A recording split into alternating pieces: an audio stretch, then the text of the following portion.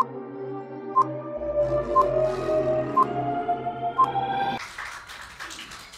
Regalado of Philippine Star. Welcome home, sir. Good evening. Good First evening. question. Yes, First question is you just mentioned that about your meeting with the emperor. Uh, could we further? I would like to know what else the emperor told you when you met with him. Oh no, the emperor limits himself to social functions. We do not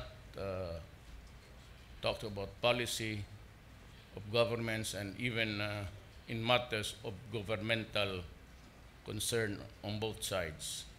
He is is just limiting himself to the imperial duties and rule the nation as a sovereign head. Maybe hanggang doon lang siya. Purely socials ang pinag-uusapan namin doon. You know what?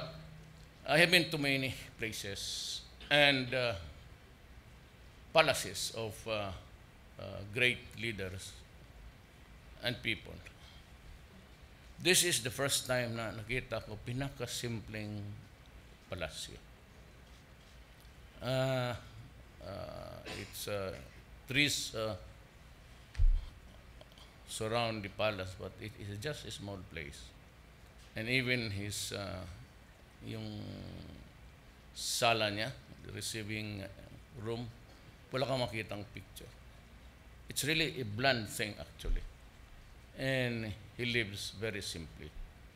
The king is very spoken. Lalo na yun si Her Majesty The Michiko. Empress. Talagang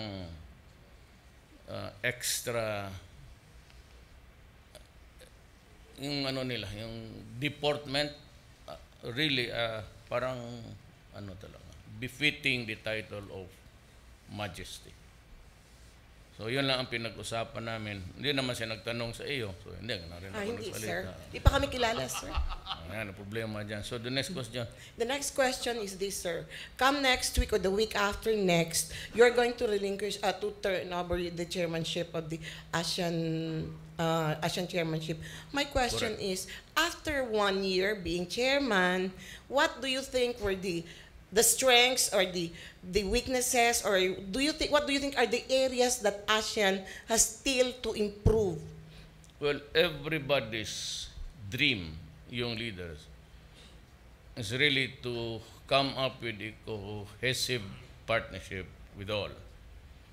And as I have said earlier, if the European Unions can do it, why can't we? And in the coming year, we will be discussing more along these issues along these lines to make it more relevant to the times, to be counted. Hindi naman tayo binibilang kasi European, then you have the Western Front, Britain, Germany, Merkel, and all. But little, if at all, is being listened to on our front.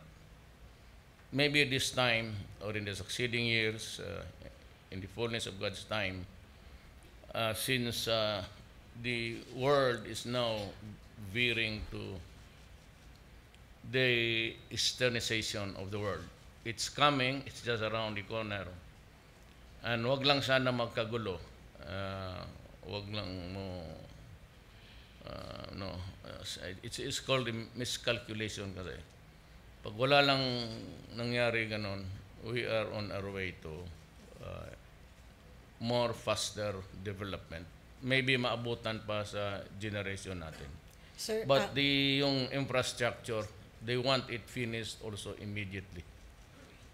Just like the other countries who promised us this, I would say it's either grant, it's a loan, or whatever. But what is important is what moves this nation. We can always ask for a longer period of repayment, and hopefully this is what is really happening. Payable in 25 to 30 years. It's almost a lifetime. I'm sure the next generation can do. Sir, may Siguro. last question lang po ako. Mm. Sir, I understand you brought with you to Tokyo at least 17 battalion commanders who came from Marawi. The question lang po is, when are you going to take the female soldiers to Hong Kong po, as you have promised? Nandoon na sila. Ano ka man? Nauna pa sa amin. Ano, yung mga babae? Oo. Sabay kayo? Nag-asawa na nga ang iba pagbalik eh. So nandun na sila, the first batch? You know, 17 this is what really happened. Okay. I was not thinking about something else.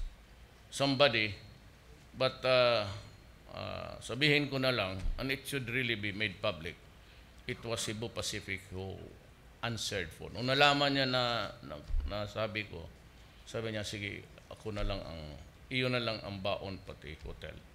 And almost, nandoon na yung mga babae galing na doon.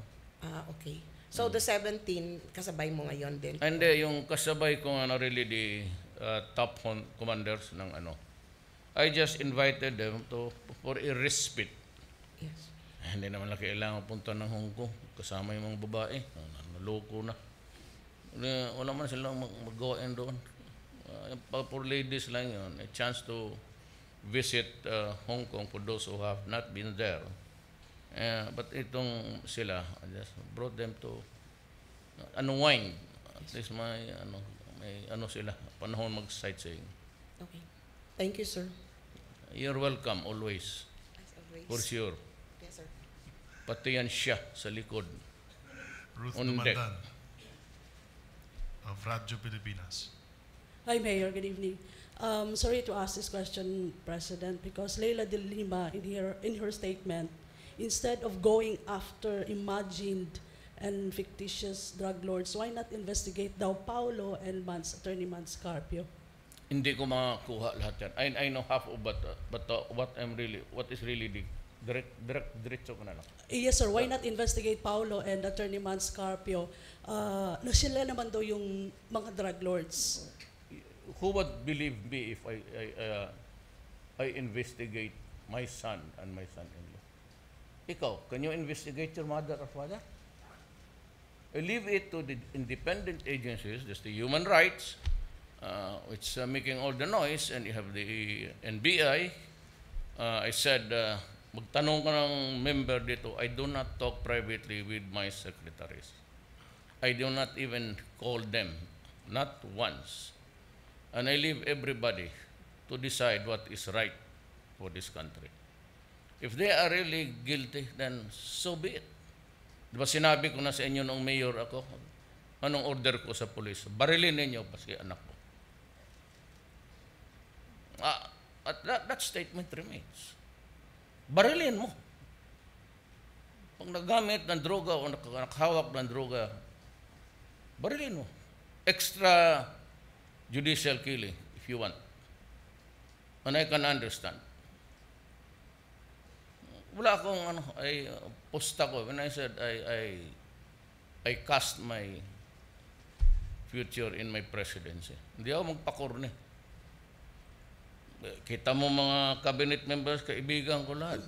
Sinipa ko. The last was the Undersecretary of Budget. He was around when I was campaigning. But the first one, the first cabinet, was also the head of my campaign. Wala tayong magawa. So, kung makulong sila, di ipakulong mo. Yung ganyan lang ang buhay. Walang pakurnihan. Do not be so anxious or say sorry for asking the question. You are all entitled to ask your question. You must have your dog day. So, tanong kayo. Before my mayorship, sinabi ko na sa inyo yan. And you know that ang pamilya ng in-laws ni Paulo, ang negosyo yung importation ng mga from Singapore. At the age of 18, he eloped with a woman 24 years old.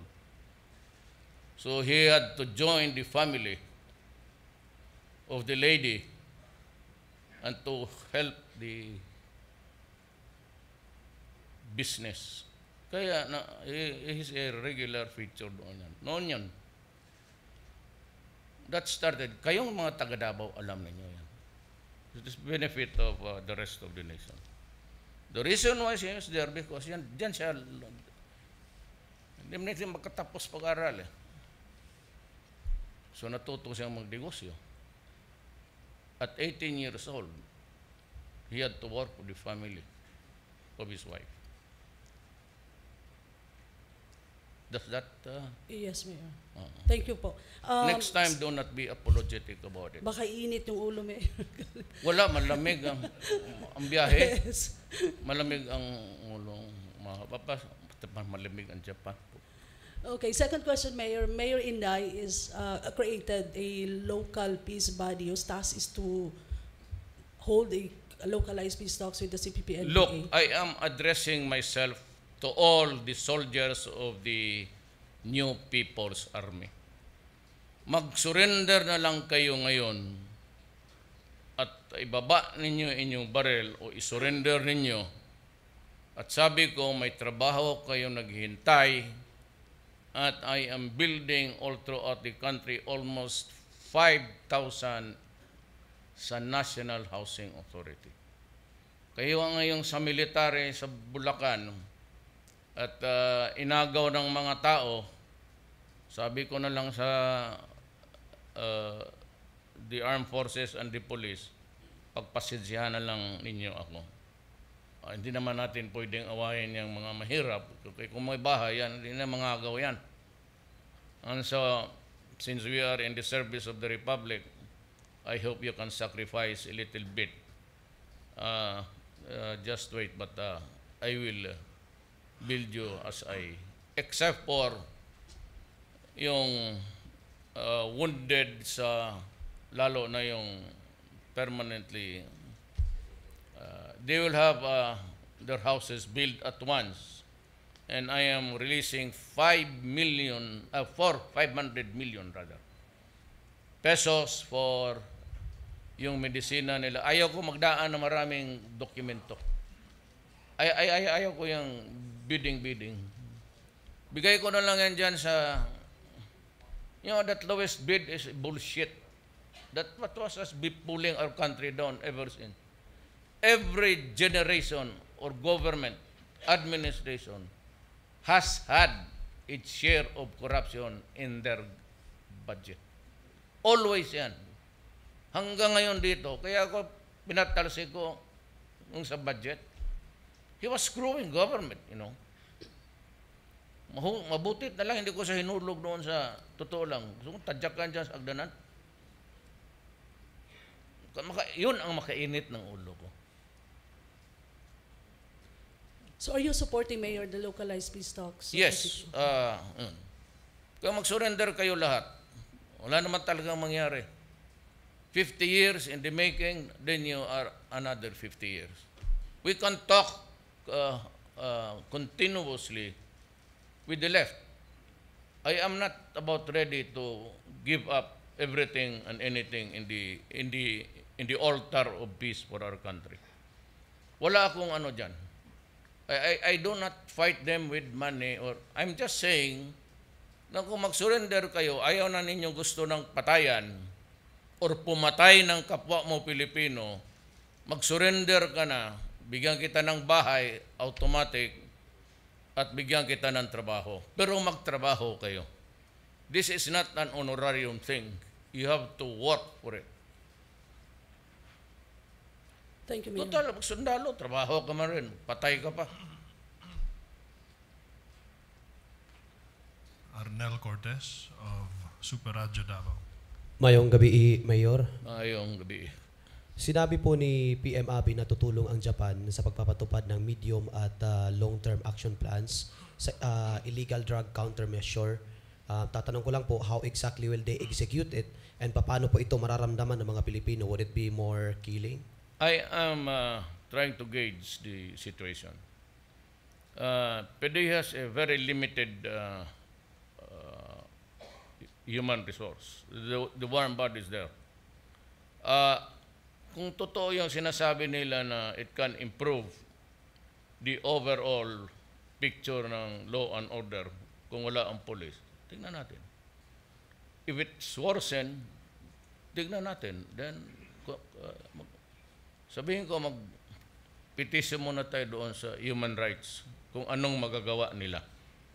If there is an increase of supply, there is an increase of addicts, then the first thing that we will hear, mga human rights, ano ho ang matutulong nito sa sitwasyon? Kung maganda na ang labas ng the events turn out to be good, then bigyan ko sila medalya. Marami ako dyan noong mayor pa ako na hindi ko nagamit. Ipatunaw ko lang yung uli, tapos change the emblem and the logo rather, and I'll award them with medals. Tignan natin. So as of now, I have not talked with the PDEA, but I will maybe ask a separate meeting with him. Kay Aaron, General Aaron Kino. He used to be a Davao boy. He earned his spurs here in Davao. Okay, next question po, Mayor. Nasa 18 Japanese companies ang nagbigay ng business letter of intent para sa investment dito sa bansa. Kung meron man, ilan po ba ang direktang mararamdaman at posibleng pakinabangan ng taga They are Davao? in hurry as we are. They want to finish during my term. Sabi niya, yun na lang ang maibigay namin kung sakali. But if it's delayed, you know how the imponderables of this planet evolve, then wag lang sana tayo mabutan ng gulo. Because kung maggulo ang Korean Peninsula, everything has to be put back to the pigeonhole. Daghang salamat, Mayor. Asuka Ito of the Daily Manila Shimbun. Mayang gabi po, sir. Ako po si Asuka Ito from Daily Manila Shimbun, Japanese newspaper po. Saan ka, ma'am? Saan ka,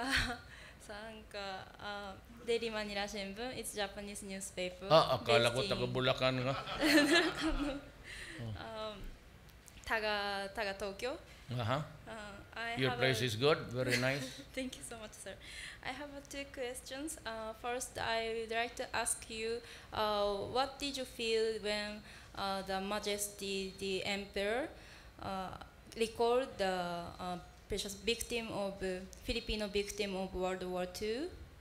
What did you feel at that time? Did we talk about the victims? No. What are you talking about? I'm talking the about other issues. when you talk to the Majesty, the Emperor. The first word the Emperor says that there's so many Filipino victims during the World War II. So at that time, what did you feel? And after that, what did you talk with Sir Majesty?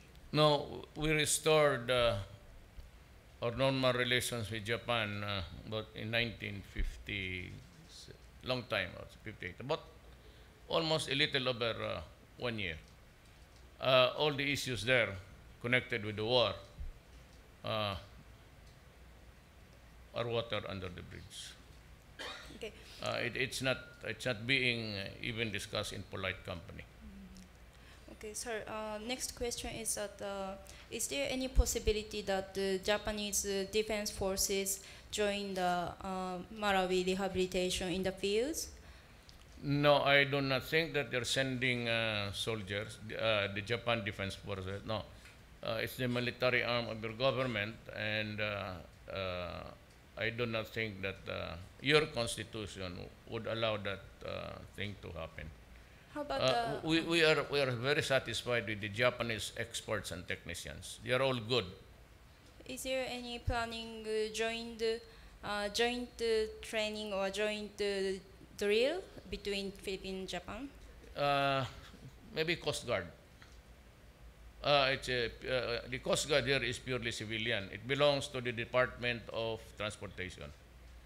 And Coast Guard is the component of enforcing the laws regarding the laws that is applicable in the territorial waters of Japan. Coast Guard lang po. Coast Guard. Thank you so much. Maraming salamat po, sir. Salamat. David Santos of CNN Philippines. Kala ko taga Bulacan ang... Mayang gabi, Mayor. Mayor, before you left the other day, no, you emphasized the need. I mean, sa mga agenda na pag-uusapan nyo po was your concerns. I mean, the neighboring countries' concern about North Korea. Can you discuss? Indeed. Can you discuss? Yes. Ano yung kamusta yung naging discussion nyo with the Prime Minister? Did you get to raise to him your proposal that somebody needs to reach out to the North Korean leader? No, we just talked about the perils of a war, and all others were just incidentals. The main issue really is I said, miscalculation. Any of the countries involved, it's always a miscalculation, and how it would wreak havoc, not only in the neighboring countries, particularly China, Korea, and the neighboring peripheral countries around that country. We also were talking about what would be the wages of war and how will it affect humanity. When you talk of nuclear bombs and nuclear weapons, there's no room for argument there. But one thing is sure, destruction. So, ganun lang ang ano namin. Yung dialogue, yes, sir. Your proposal was more on trying to reach out to the North Korean leader, holding dialogues. Was the Prime Minister amenable to that? Everybody, I said, the one thing maybe which is sorely lacking now is the communications. And so far as I'm concerned, I think it's only China who has that kind of competence to talk about these things, about the costs of a nuclear blast. My second question po, Mayor, a spokesman of the Japanese government said that you and Prime Minister Abe discussed the issues on the maritime security and freedom of navigation, including the South China Sea. Correct. That has to be one of the countries that is really interested in the freedom of navigation, especially coming in from the Indian Ocean. You go that narrow strait there, and there's a lot of buildings there by China, and also some other countries are claiming some islands, Vietnam, Malaysia, and Indonesia. It could be really a messy thing, not only in the Philippines, pati sila, because each and every country has a economic zone, and it is overlapping. Not only China claiming a majority of the area, but even dito sa atin, sa Malaysia and Indonesia. But always we can resolve it by just talking.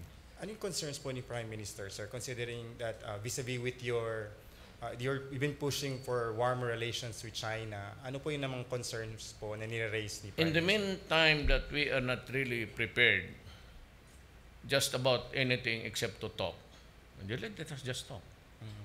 I cannot imagine myself getting involved in a violent and almost a suicide action. You can read all the legal treaties there, claiming this and claiming that. But the problem, I said, is I do not want to criticize the big powers now, because it was really of their own making. there has been sufficient time. We were shown all of and there was activity there. But nobody really, well, once in a while raised the howl. Now China is building, but her promises are peaceful. So in the meantime, I said, since there is no space to talk about violent option, let us just continue. But China has put it on record that near the Pag-asa, where we also have our base there, the Scarborough Islands, China has committed to us not to build anything there. And I hope that they would honor that commitment to us. I hope and I pray. I do not want to create something here which is not good for us, for all of us. So you're holding on to that. Yes. Because once I commit to you as a president of a sovereign state, what comes out of my mouth is what it is. And it's always a commitment with honor. Anything less than that, you lose the respect of. They probably would not have the time to, or anybody inviting us for a talk and discuss giving aid and assistance to the country. Quickly lang, Mayor, if they do not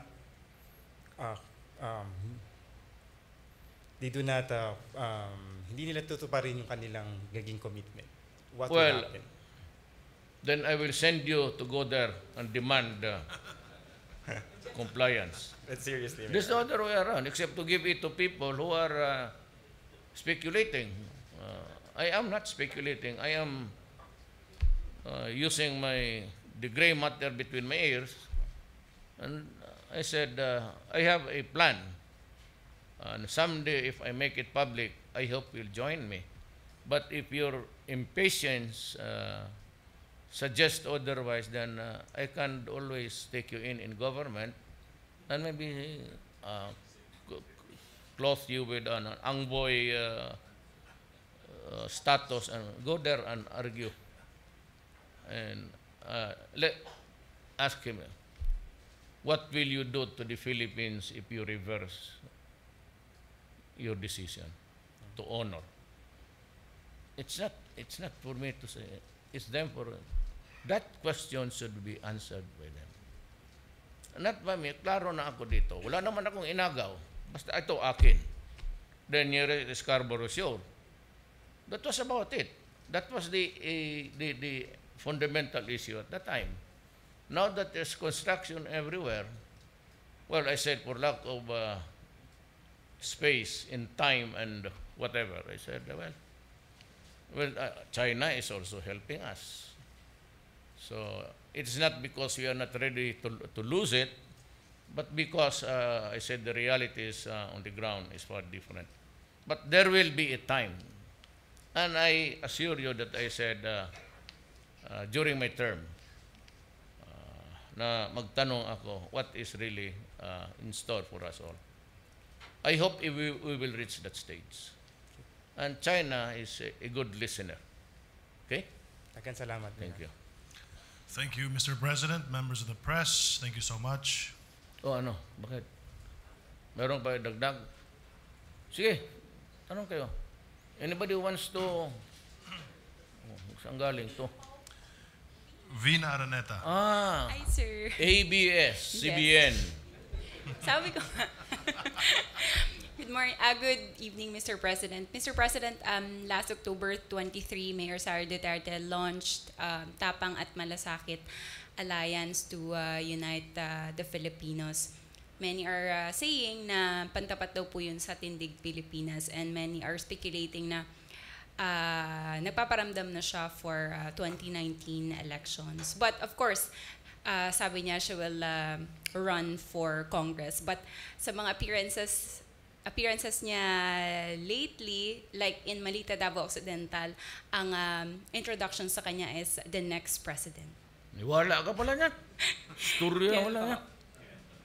No, Inday is not interested. You know, I'm telling you the truth. She did not really want to be mayor. And I have a letter of resignation. We were inducted into office June 30. That's it, correct? Yeah. Yes.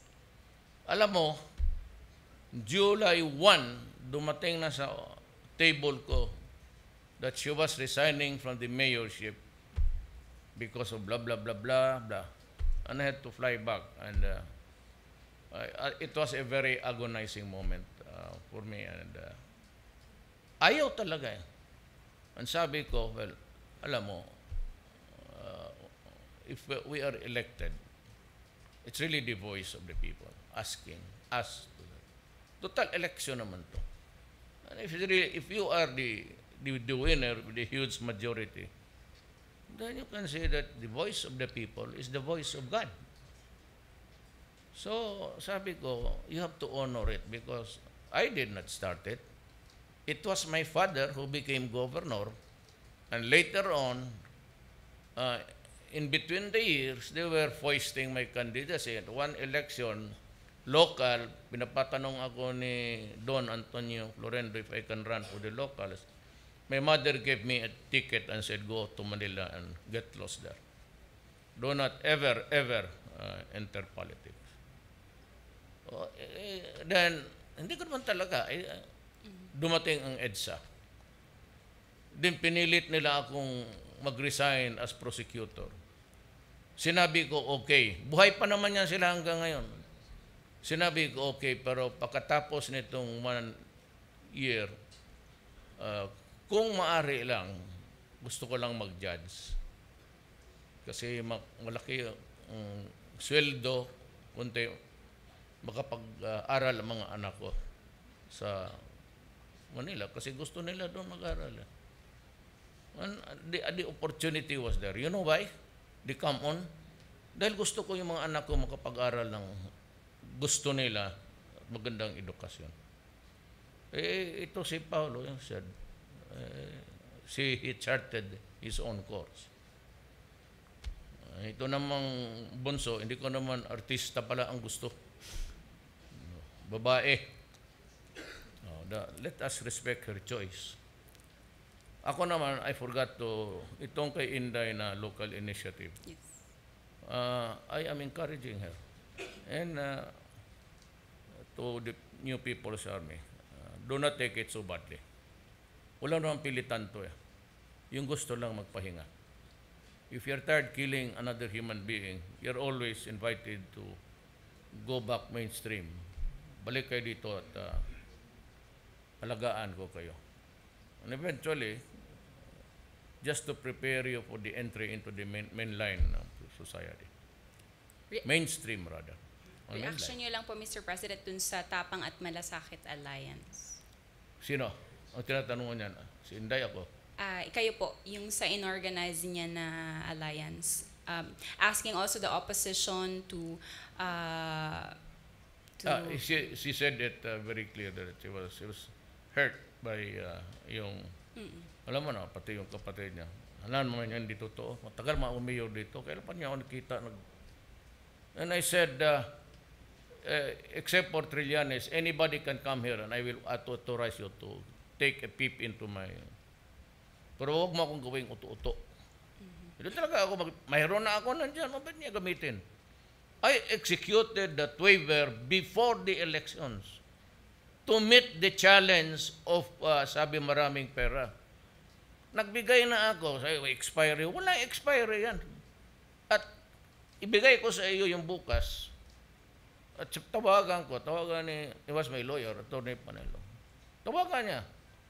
You allow ABS-CBN to take a peep. Kano? Kayo man yung nag-ano. Pero wala na ako sa ayaw ko na rin I promised one single lady sa inyo. Empleyado lang rin. She was very almost condescending attitude. Sabi ko kasi ano pa naman siya sa ABS, sabi ko, you can tell your boss that after we shake hands tonight, sabihin mo sa kanya, hindi na ako magsalita. Except factual. Kasi kayo yung ng talagang corruption. I'll give you the authority. There's the waiver. Walang expiry date yan. Kaya ginilagay ko yan, walang expiry. So, kanya use that in my whole term as presidency. Thank you po. Manuel Cayon of Business World. May pahabol. Business Mirror. Sir, you said something Ayaw ko sa iyo, yellow ka. Hanap tayo ng iba dyan. Sir, you said something like making Marawi the center of moderation and tolerance. And may you elaborate on that and why emphasis on that? There was always a working church there. Yung pari who was taken hostage and the other church workers. Well, of course, they destroyed the images of that's something else to be talked about at some other time. But there were Christians there. Wala naman tayo, except that I said, there's one thing that I would like to abolish in this country. I'm not talking of any particular place. Itong slavery. I will go after you. Totohanan niya. Pag may nagsumbong dito sa akin na dinala yung anak niya, lalo na yung they grow up as slaves, thinking that they are really slaves. I do not care whether it's a Moro or a Christian. I want that practice stopped because it's inhuman. And you do not consign the life of a certain person to slavery for all time. Kapareho ko yan sa droga. Huwag mong gawin yan. I will place you in the level of drugs, kidnapping people and making slaves out of them. You better watch out. Pag malaman ko, talagang pupuntahan kita. I myself, as president, will go to you and decide your... Sir, with money in hand for the rehabilitation, what would we expect in the next, say, the next 6 months? What would be Marawi like in the next 1 year? And how do we move the population? Well, there's no need because everything has a certain particular shelter now. The rich are somewhere else, busy building their own houses somewhere. Ang concern ko yung mahirap. And ang setup is ganito. The Defense Department is the overall entity. It should be Defense Secretary Lorenzana. Marami naman yan siyang mga undersecretaries that can work out something for Marawi. Then it goes to one single person. There were many proposals in the cabinet which I overruled because I hate yung committee. Mauubos lang ang pera dyan. So from the table of the Defense Secretary, it goes to one person, CEO, and that is General Ed Del Rosario. And si Del Rosario, ang tawagin niya, if he needs something from DPWH, I am all of them, the secretaries are under orders to report to General Del Rosario in matters about Marami, including the financing, including the some separate entity will account. I am not saying that there was a disaster, another disaster that happened in Leyte, and that was the loss of everything, pati pera, pati tao, sinik na. So, I can assign being the undersecretary or sinong gusto, but it will be under the supervision of one man. So that pagka pumalpak, si Del Rosario yan. Pag hindi ayon sa policy ng gobyerno, so Secretary Lorenzana will answer for it. I only have one straight line. Ang mga assistant, DPWH, call the undersecretary. No need for a committee, just tell him. Tell your secretary that is what is needed there. Agriculture, tawagan mo undersecretary ni Pino. Sabihin mo, Sabi ni Ed, ito kailangan ko dito, another project, for what? Mayroon namang mga bahay. And,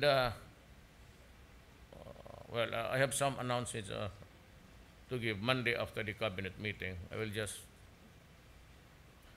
ask them to give me the consensus of what should be done. Pero we will jumpstart the project, and it is there already. And I said we will be discussing it, making it the first issue in the agenda. One particular item that is problematic daw sa housing is the place is a military reservation, and how would we go about it? Well, it is a huge tract of land. Ang military naman is ready. Just give them a little bit of space where they can conduct everything they should know about soldiering. Palagay ko noon, they are not ready to claim so many areas there. And Marawi proper, we have to concede it to the Moro. So the Moro will have to, clean up the place and they can have it. But just about in front of Marawi, I will create a new camp. Maybe one regiment or one division doon. Thank you, Mr. That's President. within the vicinity of the greater Marawi area. Thank you, Mr. President.